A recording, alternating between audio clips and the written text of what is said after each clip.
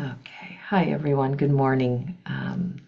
I am going to continue with a topic we started yesterday on the armor of the Dharma, looking at blame and shame through conditionality, the teaching of conditionality.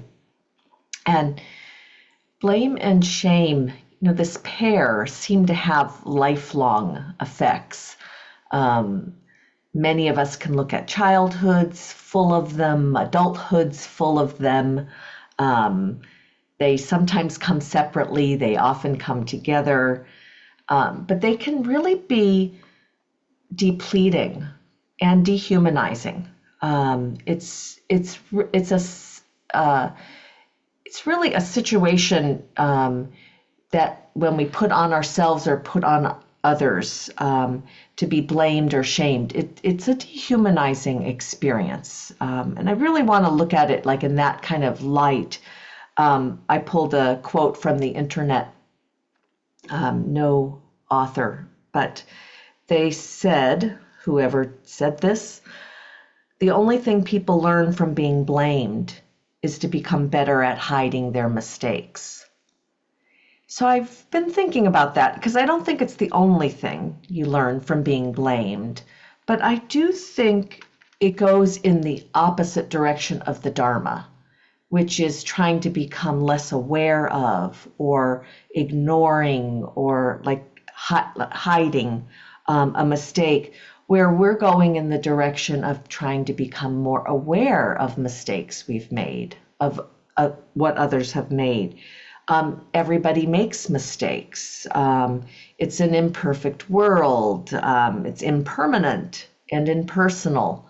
But reflective meditation is an awareness practice. So we're not leaving blame and shame off the table in regards to awareness. We're actually trying to bring it in and become more aware of it, especially because it has, I think, huge consequences.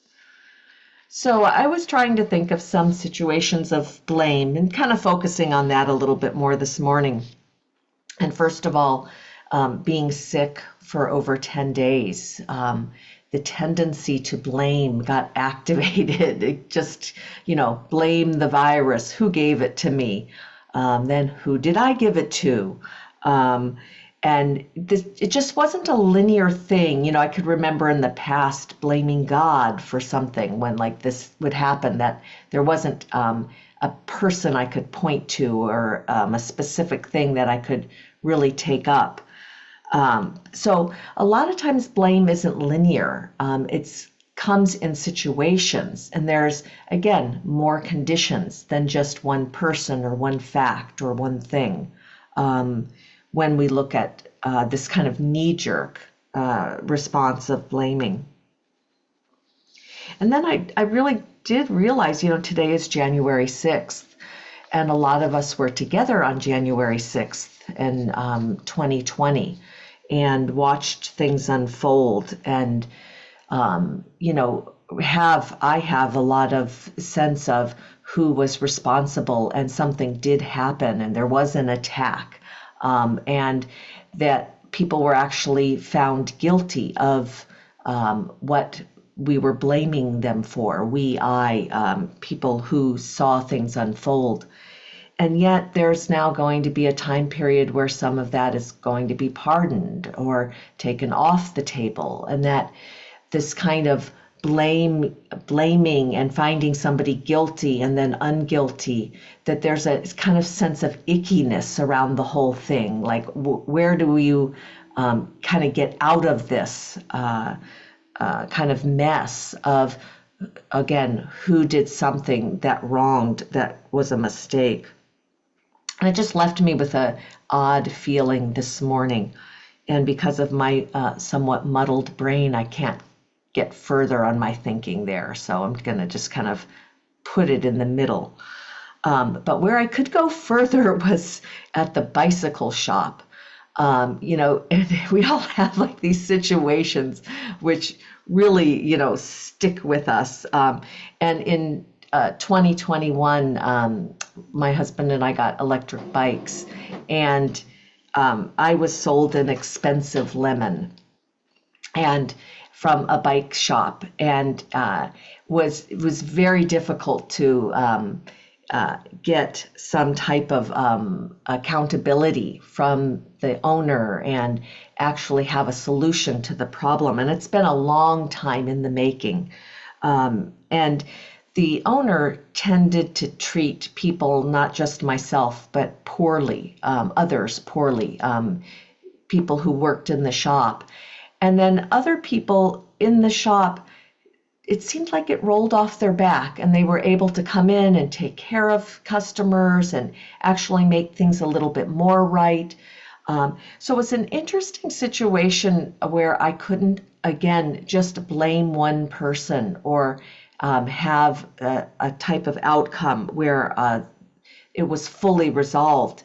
And I'm still in a relationship with this bicycle shop because once you buy it there, you kind of have this long-term almost marriage. I didn't know I was going to get into something with my bicycle broker.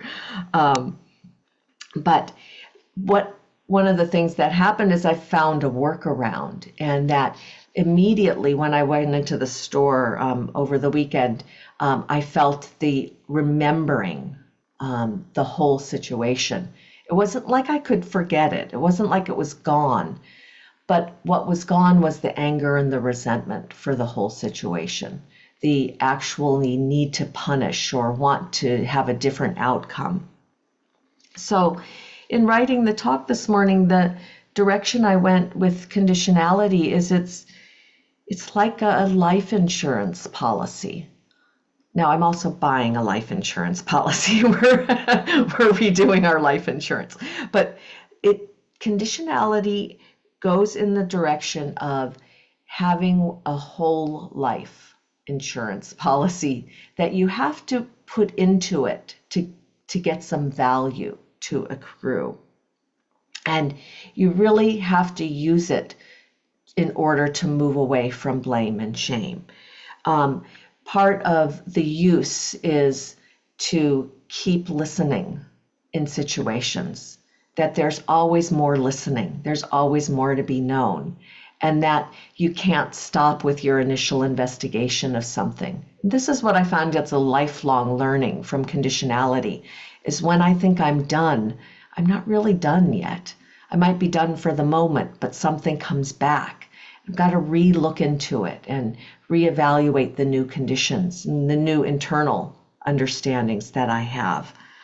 And the second thing with the life insurance policy is that I do feel like memory comes in here. There's the idea that if we let go, we'll kind of forget something and just let it, like it didn't happen. But the memory of something actually helps remind us that it could happen again, that there's a possibility there. It gives us fair warning. It gives us some caution, some understanding that all conditions aren't going to just be supportive of a positive direction, that there's going to possibly be more dukkha again in situations, and the need to blame or feel shame will and can arise from something where it's been gone. But remembering is actually an aid in conditionality.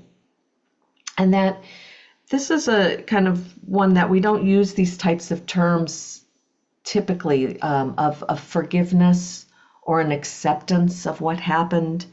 And there is a sense of not fighting what happened, of something in the past happened, and I can accept that, and I can look at it more squarely in the face, and that you can drop, or what can be dropped is the anger and resentment that it happened, or that it was your fault or their fault, that can actually fall away from situations, and they appear differently when that happens. And I think that, again, that's a fruit of conditionality. So I kind of came up with the one direction of becoming, and becoming is one of the states or spokes or parts of the process of conditionality and dependent arising, which is really being more conscious about what you want to become. Kind of like the person in the play that you turn the stage around and you see a little bit more of the circumstances. This is kind of developing the characters that we become, which is different than developing a self. It's not like this is truly who I am. It's more of what kind of person do I want to become in regards to blame and shame.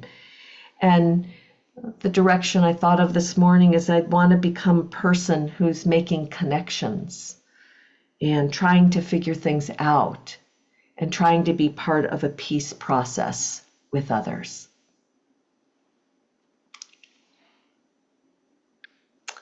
And here.